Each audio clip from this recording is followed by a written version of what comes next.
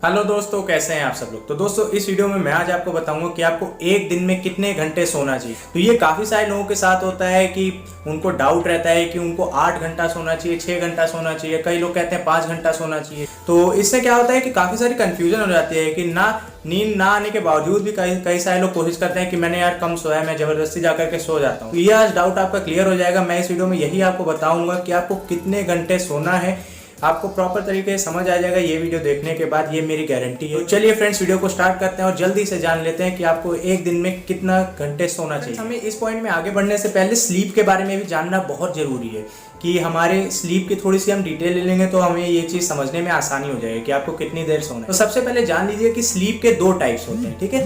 2 types की sleep होती हैं।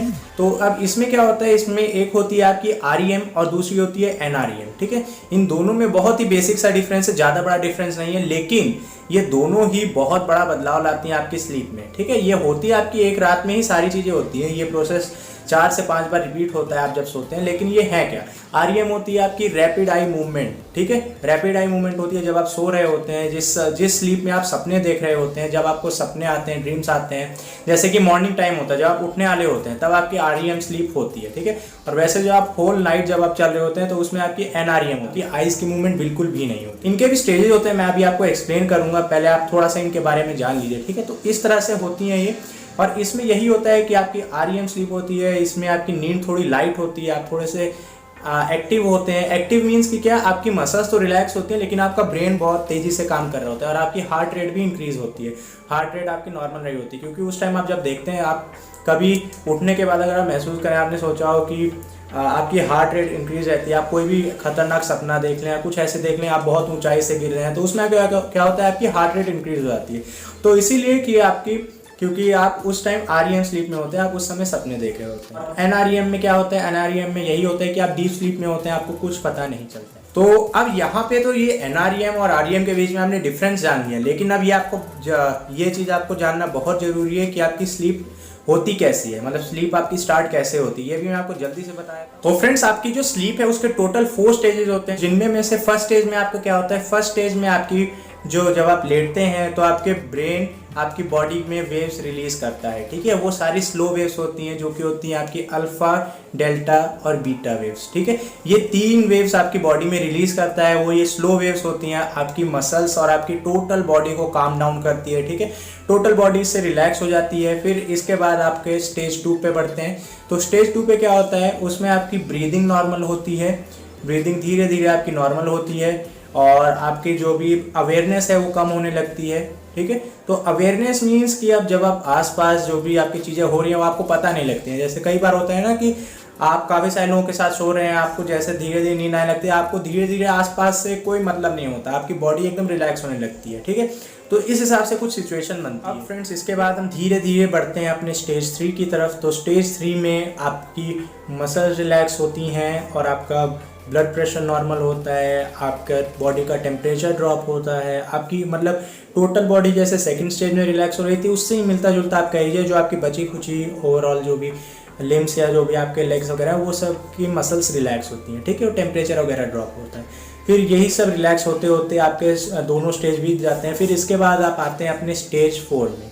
स्टेज 4 जो आपका मेन स्टेज है, जिसमें आप अपने ड्रीम्स देखते हैं, सपने में ड्रीम्स कह लीजिए, हेलोसिनेशंस कह लीजिए, जो भी होती हैं। तो ये आप जब देखते हैं तो ये आपका स्टेज 4 में होता है। सारी की सारी जो आपकी इमेजिनेशन होती है वो सारी की सारी स्टेज 4 में होती है, यानी REM स्लीप में, जो कि आपकी होती है रैपिड आई मूवमेंट। इसमें आपकी हार्ट रेट भी इंक्रीज होती है, आपकी मसल्स भी मूवमेंट हो सकती है अगर आपकी बॉडी प्रॉपरली रिलैक्स ना हुई हो तो, ठीक है। तो जैसे मैं आपको बता रहा हूँ कि जैसे अगर स्टेज 3 में अगर ऐसे कुछ प्रॉब्लम हो जाती है, कभी कभार ऐसे होती है, ऐसा नहीं है कि अब आप ये आपके ऊपर डिपेंड नहीं करता है, ये ब्रेन के ऊपर डिपेंड करता है। कभी कभार ब्रेन में इतनी वेव्स जो होती हैं वो काम नहीं कर पाती हैं, तो ऐसे कभी कभार जो मूवमेंट होने लगती है, जैसे कभी कभार इसमें आपको साइड इफ़ेक्ट भी देखने को मिल सकते हैं, जैसे कि आपकी पंचिंग, आपकी रनिंग करना, नींद में उठ करके चलना, उठ करके कुछ भी ऐसे अजीबोगरीब हरकतें करना, ये सारी चीज़ें आपकी स्लीप में ही होती हैं।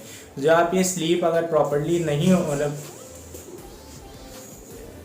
ये सब चीज़ें तभी होती हैं जब आपकी बॉडी पूरी तरीके रिलैक्स नहीं हो पाती। जो स्टेज 3 में जैसे मैंने आपको बताया, आपकी मसल प्रॉपर्ली रिलैक्स नहीं हो पाती। जैसे एक हाथ हो गया तो एक हाथ आपका रिलैक्स नहीं हुआ, तो कभी कभार होता है जैसे कुछ आप सपना देख रहे हैं कुछ जिस हिसाब से अजीबोगरीब, तो उसमें आपके हाथ पैर का मूवमेंट होने लगता है, आप टेंशन में होते हैं कुछ होने लगती है, तो ऐसे हैंड्स की लेग्स की मूवमेंट होने लगती है, रनिंग कर रहे हैं, तो ये सारे इसके साइड इफेक्ट हैं अगर आपकी बॉडी प्रॉपर रिलैक्स ना हो। तो अगर आपको ऐसे ज़्यादा होता हो, इस तरह के साइड इफेक्ट आपको ज़्यादा देखने को मिलते हो, तो आप डॉक्टर को दिखाएं, तो वहाँ पे आप इसका क्योर कर पाएंगे। ठीक है, तो वापस आते हैं स्टेज 4 में आते हैं। तो स्टेज 4 में आने के बाद सेम आपकी बॉडी वापस, आपका जो माइंड है वापस शिफ्ट होता है स्टेज 2 पे, फिर स्टेज 3, फिर स्टेज 4। ठीक है, स्टेज 1 बस एक ही बार होता है जब आपकी नींद स्टार्ट हो रही होती है। ठीक है, वापस स्टेज 1 नहीं आता है, जब आप वही अगले दिन जब अगली रात को जब आप सोएंगे तब आपका स्टेज 1 रिपीट होगा। उससे पहले आपका स्टेज 2, स्टेज 3, स्टेज 4। ठीक है, यही 3 स्टेज आपके मेन रिपीट होते हैं। टोटल आप कह लीजिए 3 ही स्टेज हैं। चौथे को आप कह लीजिए वो स्टार्टिंग में ही होता है, ज़्यादा इंपॉर्टेंट नहीं है, लेकिन मेन आपका यही 3 स्टेज है जिसमें आपकी टोटल बॉडी का इन्वॉल्वमेंट होता है, रिलैक्सेशन का, आपके ड्रीम्स का, इन सारी चीज़ों का इसमें इन्वॉल्वमेंट होता है।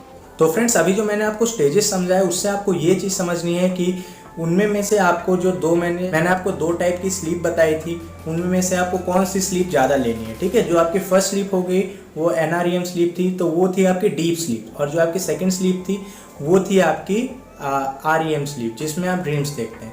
तो दोनों ही ज़रूरी हैं, दोनों बॉडी अपने आप ही सप्लाई करती है, बॉडी अपने आप वर्क करती है। ठीक है, दोनों पे बॉडी अपने आप काम करती है, और बॉडी अपने आप ये जो 4 स्टेज है इनको कम से कम नहीं ज़्यादा तो 4 से 5 बार रिपीट करती है पूरी रात में। ठीक है, ये आप पे डिपेंड नहीं करता, ना मेरे पे डिपेंड करता है कि हम उसको कैसे ये NREM स्लीप दें, वो आप पे डिपेंड करता है। बस आप अपना रूटीन्स ठीक रखिए तो आपको NREM स्लीप ज़्यादा मिलेगी। ठीक है, REM स्लीप भी मिलेगी जब जैसे कभी कभार होता है ना कि आपने एक रात में कम से कम 3 या 4 सपने देख लिए, तो इसीलिए होता है कि आपकी बॉडी REM मोड में ज़्यादा रहती है, मीन्स एक्टिव ज़्यादा रहती है, आप डीप स्लीप में ज़्यादा नहीं जाते, तभी आप सुबह उठ करके एक्टिव नहीं फील करते। जब आप एकदम से कोई ऐसे खतरनाक सपना देख लेते हैं या कुछ देख लेते हैं तो एकदम झटके से उठ के बैठ जाते हैं। तो ऐसे झटके से उठ के बैठते हैं तो आपके सर में दर्द होता है, आप लेज़ी फील करते हैं पूरे दिन। ठीक है, तो आप एक्टिव नहीं रहते।